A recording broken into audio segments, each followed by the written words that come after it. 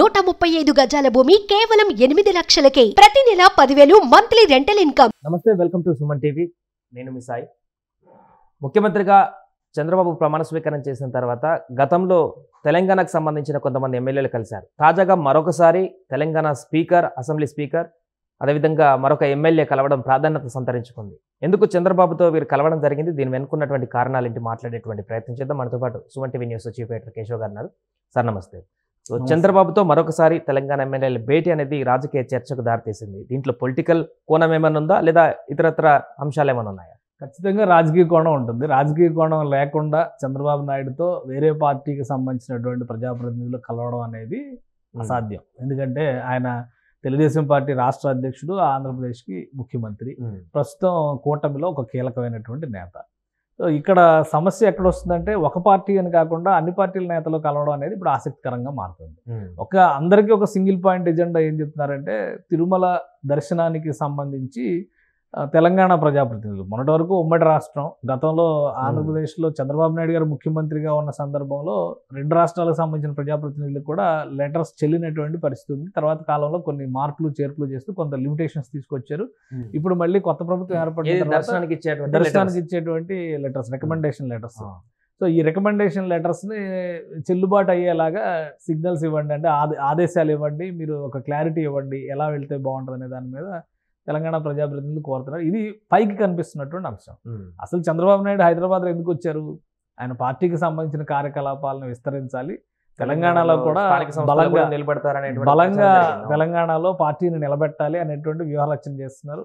దానికి తగ్గట్టుగా ఆయన ఒక ప్రకటన కూడా చేశారు. కమిటీలు అన్నీ రద్దు చేశారు. ప్రస్తుతం ఉన్న కమిటీలన్నీ ఆంధ్రప్రదేశ్లో, తెలంగాణలో 2 చోట్ల కూడా రద్దు చేశారు. 2 కమిటీలని ఒకేసారి నియమిస్తాం మేమని చెప్పి అన్నారు. అంటే at the same time Telangana రాష్ట్ర శాఖ అధ్యక్షుడి పదవి కూడా భర్తీ చేయబోతున్నారు. ఎందుకంటే లాస్ట్ టైం కాసాని జ్ఞానేశ్వర్కి ఇచ్చి ఎన్నికల ముందర ఆయన ఏదో చేస్తారనుకుంటే, ఎన్నికల ముందర ఆయన రకరకాల రీజన్స్ పెట్టి ఆయన పర్సనల్ ఎజెండాతో బయటికి వెళ్ళాడు. ఆయన దారిన ఆయన దెబ్బతిన్న పరిస్థితి మనం చూసాం. అయితే టికెట్ దక్కించుకున్నాడు, గెలుచుకోలేకపోయాడు. కాబట్టి ఇప్పుడు ఒక బలమైనటువంటి నాయకత్వాన్ని, పార్టీని ముందు బలోపేతం చేయాలి. అక్కడ అధికారం ఉంది కాబట్టి ఇక్కడ కూడా అధికారంలోకి రావాలి. ఒకటి, అధికారంలోకి వస్తారా లేదా బలమైనటువంటి పార్టీగా నిలబెట్టుకునేటువంటి వ్యూహరచన చేయడం ద్వారా ప్రజాప్రతినిధుల సంఖ్య కనుక పెరిగితే అది చంద్రబాబు నాయుడుకి, తెలుగుదేశం పార్టీకి అడ్వాంటేజ్.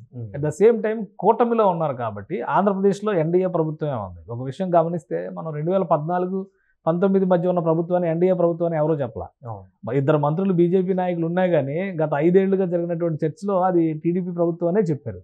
ఈసారి ఒకే ఒక్క మంత్రి ఉన్నప్పటికీ కూడా ఎన్డీఏ ప్రభుత్వం అని చెప్తున్నారు. దానికి కారణం ఏంటి? జాతీయ రాజకీయాల్లో వచ్చిన మార్పు, నంబర్ గేమ్లో చంద్రబాబు నాయుడుకి వచ్చినటువంటి ప్రయారిటీ. సో ఈ 2 అంశాలని మేళవించి చూసినప్పుడు తెలంగాణలో మరొక 17 ఎంపీ సీట్లు ఉన్నాయి, ఒక అసెంబ్లీ అంటే 119 స్థానాలు ఉన్నాయి. ఇక్కడ తన బలాన్ని కనుక చాటుకుంటే 2014 ఎలక్షన్స్ అప్పుడు బీజేపీ, టీడీపీ కలిసి పోటీ చేయడం వలన వీళ్ళిద్దరి సంఖ్య కలిపి దాదాపు 20 సీట్లు అసెంబ్లీలో దక్కించుకున్నటువంటి పరిస్థితి ఉంది. కాబట్టి ఒక ఐక్య ఎజెండాతో ముందుకెళ్తే టీడీపీ బలోపేతం అవడం, కూటమికి కలిసి రావడం, ఈ 2 అంశాలు కూడా ఇందులో కనిపిస్తున్నాయి. ప్రధానంగా బీఆర్ఎస్ పార్టీ వీక్ అవుతున్నటువంటి తరుణంలో బీఆర్ఎస్ బీజేపీలో విలీనమా లేదా పూర్తిగా కనుమరుగు చేయడం, అంటే జీరో చేయడం ద్వారా ఈ ఒక కూటమి రాజకీయాన్ని తెలంగాణలో మరింత వేగంగా ముందుకు తీసుకెళ్ళాలి. ఇప్పటికీ ఎంత కాదన్నా కానీ ఓ 3-4% తెలుగుదేశం పార్టీకి సంబంధించినటువంటి కేడర్ కానీ, అభిమానులు కానీ, తెలుగుదేశం పార్టీ చేసినటువంటి సర్వీసెస్ని కొనియాడే వ్యక్తులు కానీ ఆ పార్టీ వస్తే బాగుంటుందని ఆశించే వాళ్ళు కూడా ఉన్నారు. సో అది ఓన్లీ హార్డ్ కోర్ తెలంగాణ వాదం చెప్పేవాళ్ళు నచ్చకపోయి ఉండొచ్చు, కానీ ప్రతి పార్టీని తెలంగాణ వాదం పేరుతో రిజెక్ట్ చేయడం అనేది సాధ్యం కాదు కదా. ఇప్పుడు జాతీయ పార్టీలు ఎవరి వాదన వాళ్ళు చేస్తున్నారు కదా. సో అదే తరహాలో తెలుగుదేశం పార్టీ తన పట్టుని తెలంగాణలో బలోపేతం చేసుకోవాలనేటువంటి ఒక వ్యూహాత్మక ఎత్తుగడ మాత్రం ఖచ్చితంగా వేస్తుంది. దానికి ఒక స్పష్టమైనటువంటి బీజాలు అయితే 2వ విజిట్, అంటే లాస్ట్ ఒక విజిట్ జరిగింది చంద్రబాబు నాయుడు గారు. ఆ టైంలో అందరితో కూడా మాట్లాడారు.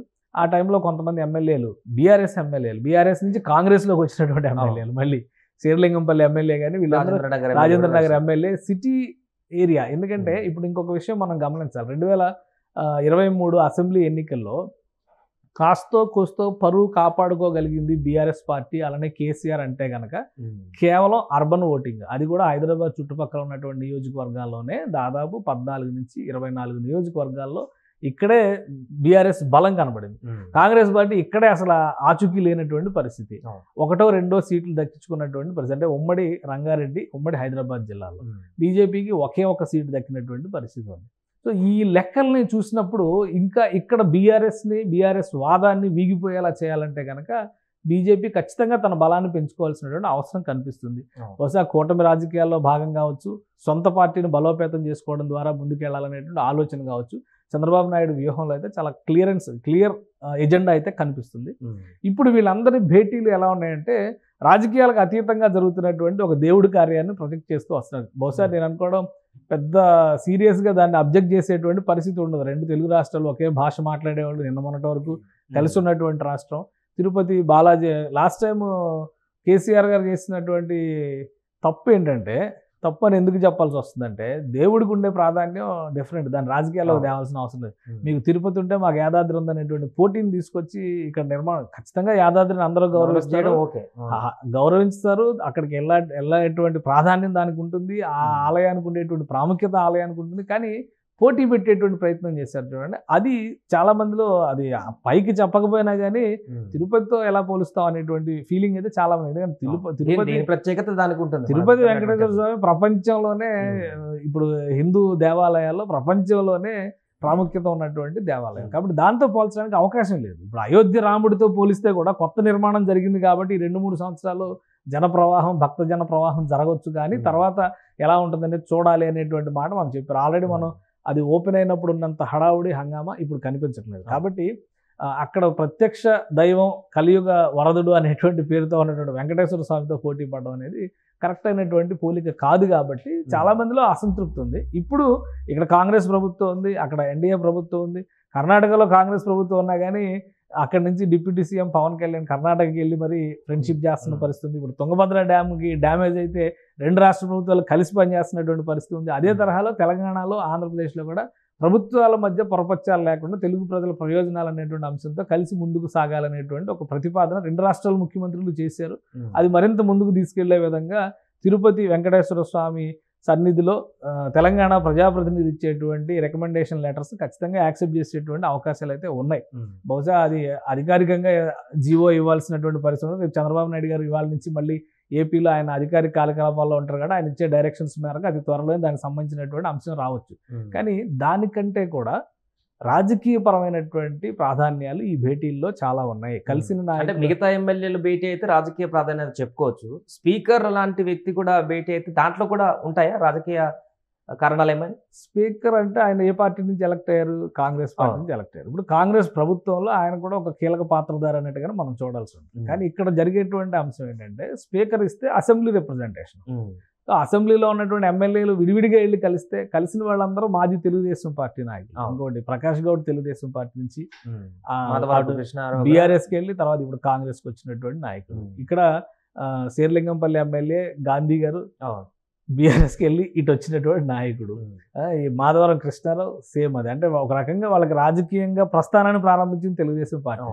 సో రాజకీయ ప్రాధాన్యం లేదని మనం ఎలా చెప్తాము? సరే, గడ్డం ప్రసాద్ కుమార్ గారు ఏంటంటే ఆయన కాంగ్రెస్ మనిషి అనేటువంటి ఇమేజ్ ఉంది. కానీ ఒక ఎమ్మెల్యేనో 2 ఎమ్మెల్యేలో అడిగితే చేస్తే అదేమవుతుంది, వాళ్ళకి క్రెడిట్ వెళ్ళేటువంటి పరిస్థితి ఉంటుంది.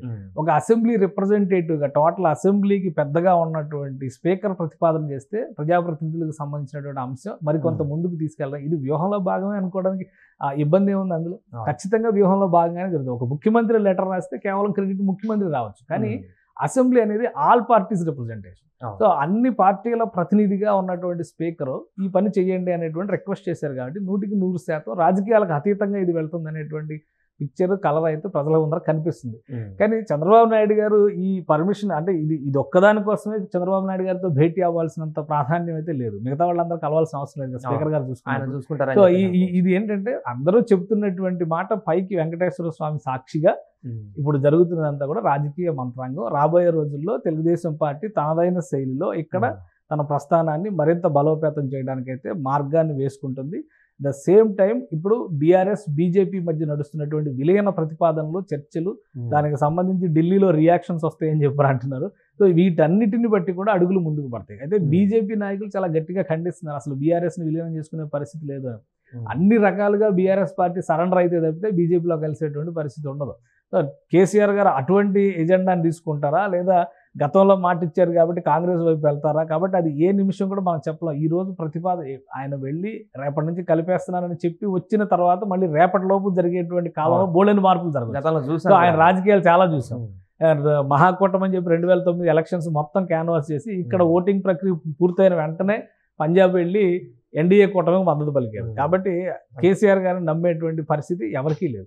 అందుకని ఆయన విలీన ప్రతిపాదనలో ఆయన రాజకీయ జోక్యాలు ఎలా ఉన్నప్పటికీ కూడా ఒక ప్రత్యామ్నాయ వ్యూహంతో మాత్రం తెలంగాణ ఆంధ్రప్రదేశ్లో కలిసికట్టుగా రాజకీయం నడుస్తున్నటువంటి శైలి అయితే కనిపిస్తుంది. దీనిలో చంద్రబాబు నాయుడు గారు కీలక పాత్రధారి అయ్యేటువంటి సంకేతాలు చాలా స్పష్టంగా ఉన్నాయి. Right sir. అది మొత్తానికి తాజాగా మరొకసారి ముఖ్యమంత్రి చంద్రబాబుతో తెలంగాణకు సంబంధించినటువంటి ఎమ్మెల్యేలు భేటీ అవ్వడం అయితే రాజకీయ ప్రాధాన్యత సంతరించుకుంది. ఒకవైపు తిరుపతి దర్శన టికెట్లకు సంబంధించినటువంటి అంశాన్ని తెరపైకి చూపిస్తున్నప్పటికీ కూడా ఇంటర్నల్ గా దీంట్లో పొలిటికల్ ఈక్వేషన్స్ కూడా ఉన్నాయంటూ ఒక చర్చ అయితే కొనసాగుతుంది. సుమన్ టీవీలో మీ పర్సనల్ అండ్ బిజినెస్ ప్రమోషన్స్ కోసం కింది నెంబర్కి కాంటాక్ట్ చేయండి.